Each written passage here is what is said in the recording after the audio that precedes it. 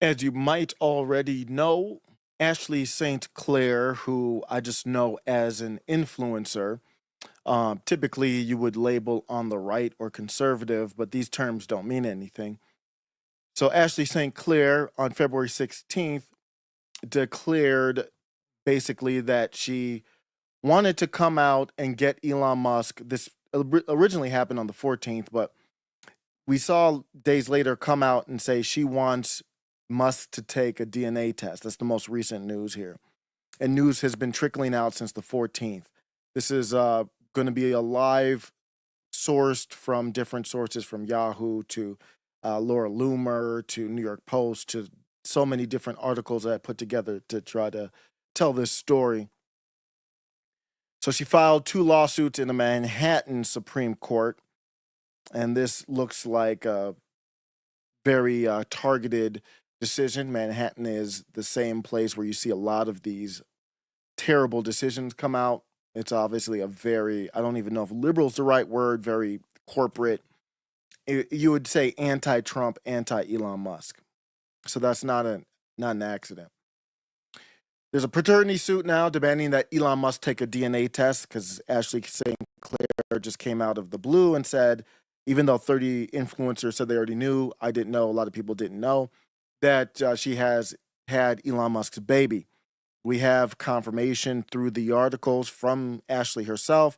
She believes the baby was conceived around January, allegedly through the documents, meaning that it does not sound like IVF, unless IVF means getting bent over on a bed. So it sounds like it's old school. And I'm going to try to go through and show you why it matters. This is going to be a disclaimer as well. We are going to talk about the Jays. You might as well just name the channel to Osiris and the Jays. Osiris and the noses. And I'm not talking about my wide nose. I'm talking about a different type of nose. You could just rename the channel. Just reframe your mindset because I dig into this. I'm not funded by anybody, so I don't have any fear to dig into this. And every time I dig into something, it takes me back to the nose. It takes me back to the dreidel. And that's where we're going to go. So disclaimer, if that's not for you, then we will part ways on this one. She has a custody suit. This is Ashley St. Clair. And I'm putting up this on the screen, this thread from Sam Parker, because it's just excellent. I mean, Sam Parker just does, his threads are just absolutely excellent and well sourced at the level of a Laura Loomer, who I think is the best journalist out there right now. Sam Parker has threads on Benz, on St. Clair, on Wexler, on all of them. And they're all well sourced and well done. And that's not the only thing I got this from, but he kind of sparked this whole thing to me. Like the connection kind of came together via this thread. So let's look at this. The lawsuits that I found out about yesterday, but I'm losing track of all the days here, started a media frenzy. Rupert Murdoch's New York Post, which is important to note, is leading the coverage. But as more details came out, it's clear that this is not just some tea, not just some personal scandal. It's an engineered media event. Involves high-level influence operatives and right-wing media gatekeepers. Everybody on the right wing that has any type of prominence and they're not banned from YouTube or demonetized from YouTube is an Israeli op, in my opinion. And that nothing really shows that more than this case. It initially appeared to be some type of tabloid thing, some tabloid paternity lawsuit between Ashley St. Clair, even though we don't see a lot of those. It's usually divorce or something else. But between Ashley St. Clair and Elon Musk, it's now much deeper. Here's the timeline that I'm going through for the events of basically what I'm able to track via court docs and everything else. The place where I'm starting is, it looks like in 2020, and I believe the tweet was still up when I checked. But Ashley St. Clair I believe she was a Babylon Bee at that time affiliate, but At some point, she was with the Babylon Bee. I don't know the timeline of that. She's not with them anymore, I don't think. I did not get a chance to look into what happened there. If you do know, let me know. So she looks like she first referenced Elon Musk in 2020, tweeting, "How do I get Elon Musk's attention for a marriage proposal?" People dismissed this as a joke. Even recently, Tim Pool talked about it and dismissed it as a joke, but he did acknowledge he's biased in this case. I understand if you are people were friends with Ashley St. Clair. I don't know if what Tim is or not, but he knew her, had her through the show all the time.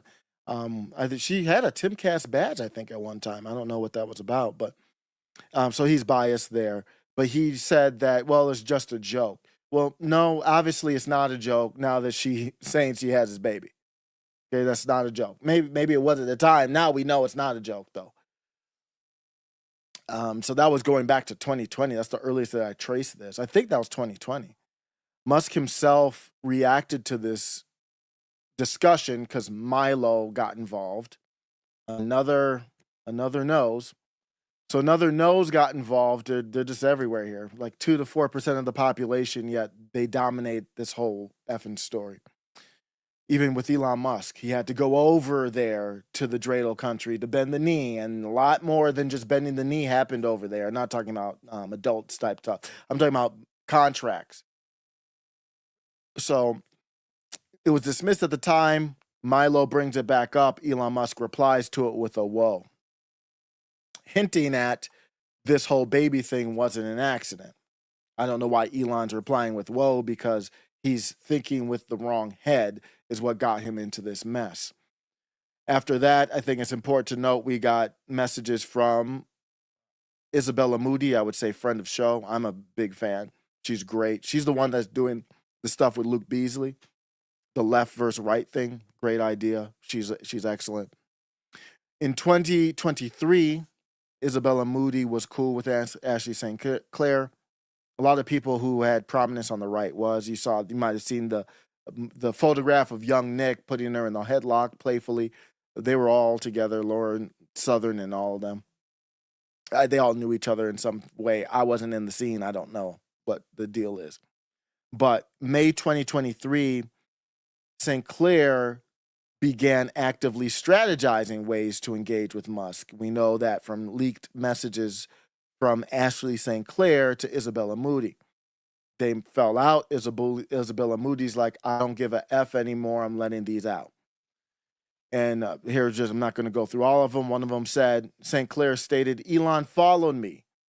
I need his rocket babies. Laugh out loud. Look, I'll take one for the team, seduce Elon, and get in a rocket. And shortly after that, Elon did put his rocket allegedly into her. These messages later used against her through Isabella Moody. They got millions of views right now on X to go against the public opinion, contradicting her claim that the relationship with Musk developed naturally. That's done. But that is Ashley St. Clair's claim. So we get more people who are pro dreidel country, Ben Shapiro country, or are literally ethnic noses, tiny hats. The Babylon Bee. Babylon Bee. I've actually expressed that I liked some of the stuff that Ashley St. Clair did. I have a video on here where I disagreed with her too. She's really just a leftist feminist, kind of like a Barry Weiss. But Babylon Bee is the same way. They do banger headlines, but at the end of the day, I used to like Daily Wire too. Notice how all these organizations have one big thing in common, and that is support of the country over there. So in May of 2023, I do know for sure St. Clair was employed by the Babylon Bee at that time. The CEO, Seth Dillon, who is a tiny hat, or ethnically at least a tiny hat, and looking into it, probably he's purporting himself to be a Christian. I think he's a subversive. I am not buying it. It's a lie, and this is another example of the subversiveness of the tiny hats, in my opinion. So Seth Dillon facilitated the meeting between Elon Musk and Ashley St. Clair. Is that not odd to anyone? Why would he? What is going on here with the facilitation of Babylon B. Seth Dillon to Elon Musk? I don't know what their relationship is now. If I'm Elon Musk, I'm looking at Seth Dillon sideways, but they were doing it under the pretense of this interview. As this big, remember the big interview? I didn't cover it, but the big interview with Babylon B and Elon Musk after he had purchased the platform. And they were all propping it up like we owe him 40 something billion because he bought it because we got kicked off. Ashley St. Clair was not in that video. Why was she flown out? She had no major role in the video. Was this a cover to introduce her into Musk's circle? And I'm showing you I did get that from that part. I did get directly from Sam. Great question. Here it is here. It's just all here. I just kind of summarized it. Maybe I'll do a different one where I literally just read his tweet, his thread. But this is him breaking it down. If you want to know, it's based Sam Parker. Elon Musk, ironically, stripped away his blue check from his bigger account, which was interesting after the H1B stuff. But it's at based Sam Parker. A must follow. Must follow. Ray Studios, what's up? Got stuff to say on this. I'm gonna be out. We'll hook up and figure it out how to when to schedule it. But I'm gonna try to get through this quickly, and I'm gonna be out. I got chores to do on a Sunday, of course. At this point, St. Clair had not only successfully connected with Musk, but had inserted herself into his professional and personal orbit. That was the whole point. But that's not organic. Conception and secrecy, the new November 2023 connection with Ben Shapiro's country. According to legal documents, St. Clair conceived, well, there's discrepancy here. Timeline could be any, who knows when the conception happened. She, I believe, says January. It could be November, could be December, who knows? The reason why people are asking is because Musk, in November of 2023, took a trip to Israel. That's when he bent the knee, put on the hat, everything. He met Netanyahu, dreidel intelligence officials, and cybersecurity firms. 1 month later, St. Clair had stopped taking birth control. Why is this important? It raises the questions about whether St. Clair's pregnancy was a personal event or part of a larger strategic effort. She had said a month before that, let me correct, a month before that, she had said publicly, she had said, I've stopped taking birth control. This is just insane looking back at it. All these other people kind of knew what was going on. I didn't follow this stuff. I'm like, it's all public on X. So there is a difference between what Musk was doing privately and publicly that we know now from Ashley St. Clair. She was taking pictures. So they were communicating via, I believe it's Signal, where the messages disappear. That's what Elon was communicating with his baby mama.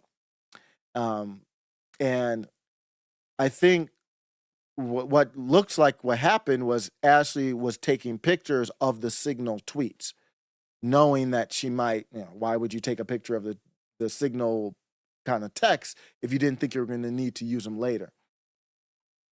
This is after the baby was born. Elon Musk texts her. It looks like it's through some type of app where the messages disappear.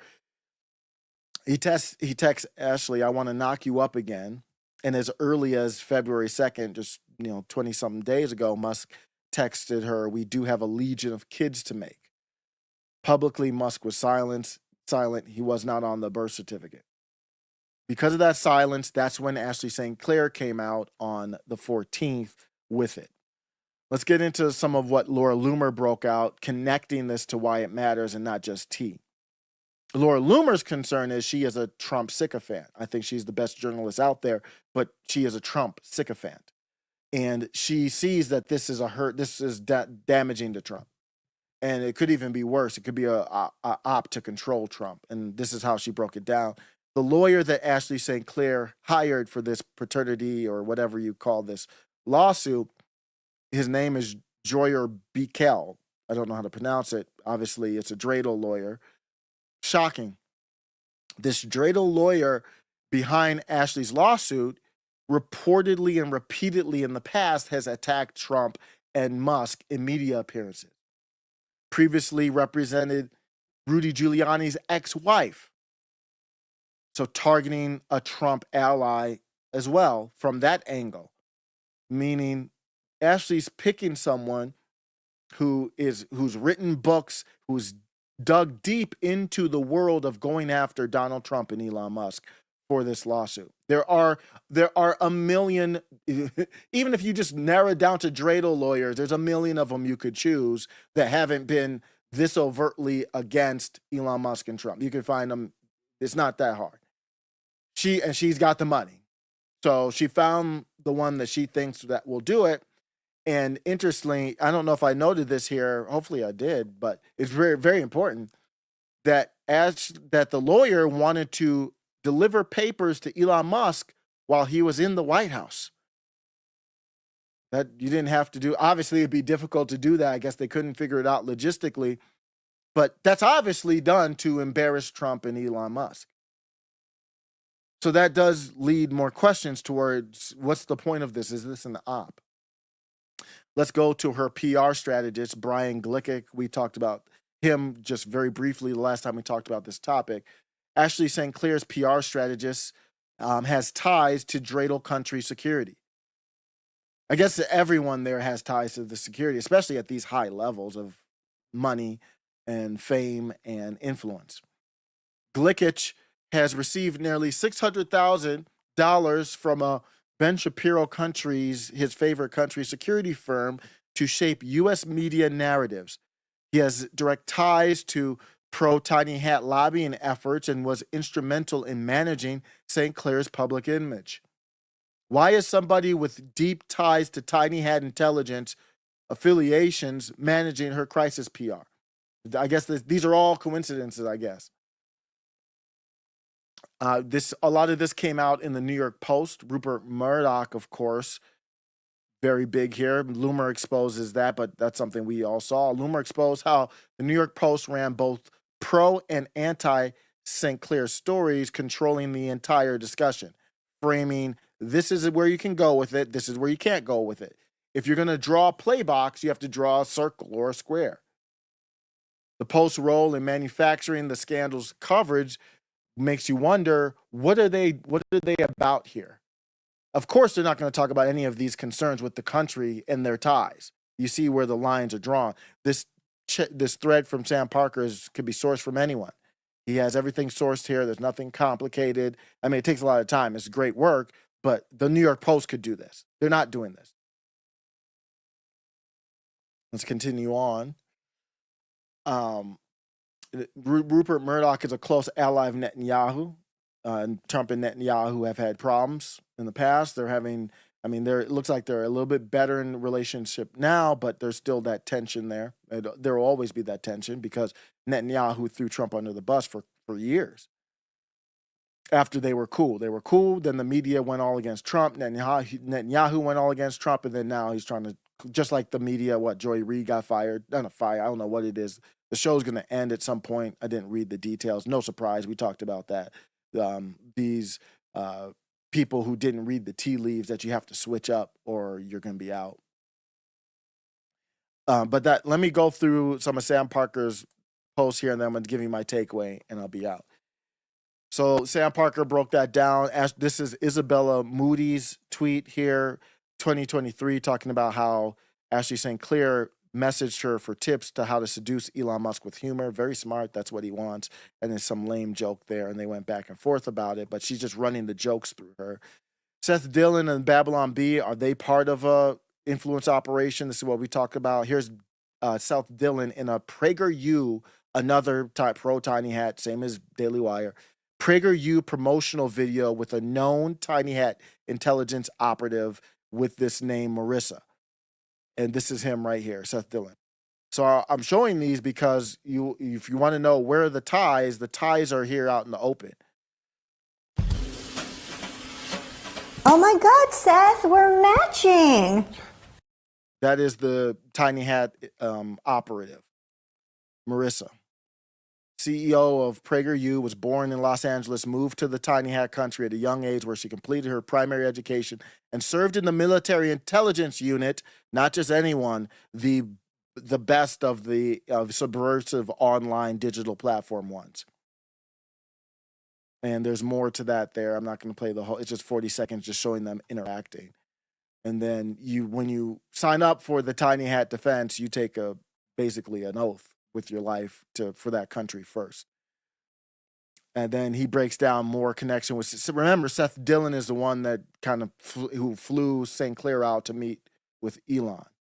And then you can go on side missions on Seth as well, who I've had interactions with his fake Christianity, his blasphemous version of Christianity.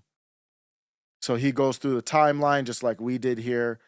See, this is where we talked about a month before all this happened in December 2023. She divulged publicly stopping birth control November 6, 2023, and Adderall was one of the best things I ever did to my mental health. Elon Musk replies for sure because he wanted to look. I guess Elon Musk has this view of he wants to just spread his genes around the world. I think that literally is the take. So he talked about the Israeli trip, what happened on the Israeli trip. We didn't take this side note. This this Tiny Hat Country company is going to help Elon Musk with bots. Very interesting. They're going to help Elon Musk with bots. How are they going to do that? With the best intelligence surveillance people on the planet that operate bots themselves. The Tiny Hat Country are the #1 country operating bots online right now. All these bots on X, we've been chatting with different people on X that it looks to me like the bots are an op to demonetize or to derank, basically gather information. I don't think these bots are all external. I think some of them are internal bots to hide actions that X wants to do, but they're not on the books. They're not the terms and conditions. Ashley St. Clair has been associated with Wexler. Wexler is also allegedly a part of what we think is an influence operation. Mike Benz later on connected with Ashley St. Clair, who we think is also a part of a Tiny Hat influence operation. Here's my takeaway from this. We'll go to deep dives kind of another time. They were the bots, absolutely. Here's my takeaway is that the right wing is completely corrupted. That's what this scandal represents. It is not just a lawsuit. It's not just tea with just Ashley and Elon. It is for control. It's for information. Elon Musk, I think, has to do, for me, I don't think he will or what. I don't know what. I'm not going to make any predictions there. Just for me, he has to resign from Doge because I don't trust him. And this is just a little bit of it. I mean, he left the docs on for young Nick, and young Nick, someone tried to unalive him, and no comment from Elon Musk. That alone is enough for me not to trust him to do an audit of anything. I wouldn't trust Elon Musk anywhere near my books because of the positions I have and what he does. So I don't support him on Doge at all anymore. If he does some good things, I'll say it, but I don't support him on Doge. I think he should resign. This is a mess. This is a scandal. And look at the Con Inc., the same Con Inc. that congratulated Ashley when she announced the baby. Nowhere to be found when these problems have been shown. Who are the people doing the research on this, tying this all together?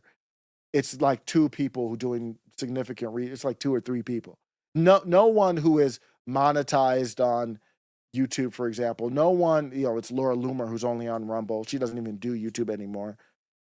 And she's a pro Tiny Hat as they come.